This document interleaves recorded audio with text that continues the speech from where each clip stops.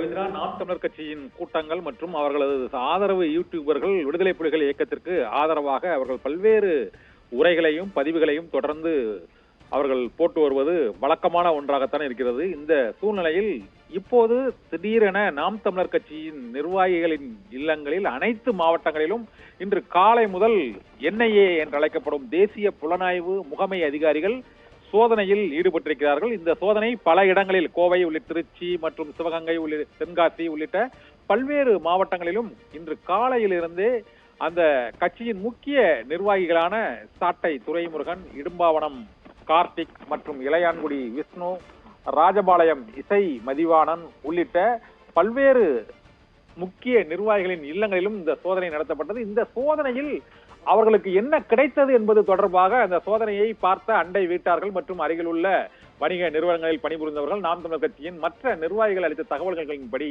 அந்த வீடுகளில் இருந்து சில புத்தகங்கள் மற்றும் விடுதலை புலிகள் அமைப்பு தொடர்பான சில புத்தகங்கள், அவர்களது ஆதரவாளர்கள் எழுதிய புகைப்படங்கள், விடுதலை புலிகளின் தலைவர்களின் புகைப்படங்கள் மற்றும் சில டைரிகள், லேப்டாப், சில செல்போன்கள் ஆகியவை மட்டுமே கிடைத்திருப்பதாக இப்போது தகவல்கள் வெளியாகி இருக்கின்றன.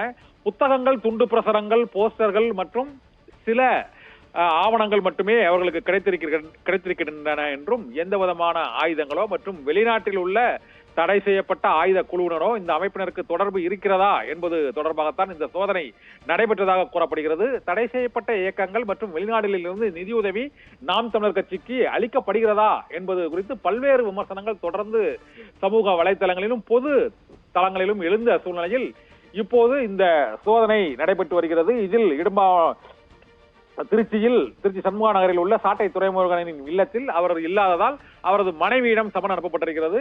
சோதனை நடத்தும் போது இல்லாத நாம் தமிழர் கட்சியின் நிர்வாகிகள் அனைவரும் 7ஆம் தேதி விசாரணைக்கு ஆஜராக வேண்டும் என்ற உத்தரவும் பிறப்பிக்கப்பட்டிருக்கிறது. இதனால் நாம் தமிழர் கட்சியின் நிர்வாகிகள் மற்றும் அந்த கட்சியின் முக்கிய யூடியூபர்கள், சமூக வலைதள பதிவர்கள் இல்லங்களில் நடைபெற்ற இந்த சோதனையில் தடை செய்யப்பட்ட விடுதலை புலிகள் இயக்கத்திற்கு ஆதரவான கருத்துக்கள் அடங்கிய புத்தகங்களும் மற்றும் சில துண்டு பிரசுரங்களும் போஸ்டர்களும் அது தொடர்பான நிகழ்ச்சி நிரல்கள் மற்றும் உரை ஆகியவை மட்டுமே கிடைத்திருக்கிறது என்றும் அவர்கள் NIA அதிகாரிகள் எதிர்பார்த்து சென்றது போல அங்கு வேறு எதுவும் ஆயுதங்களோ மற்றும் சர்வதேச அளவில் தடை செய்யப்பட்ட இயக்கங்களுடன் தொடர்புடைய பல்வேறு இயக்கங்கள் பற்றிய எந்த விதமான ஆவணங்களும் இதுவரை கிடைக்கவில்லை என்பதால் 7ஆம் தேதி அவர்கள் விசாரணை நடத்தப்படும் என்ற அறிவிப்பும் அதற்கான சமனும் இப்போது வழங்கப்பட்டிருக்கிறது. பவித்ரா.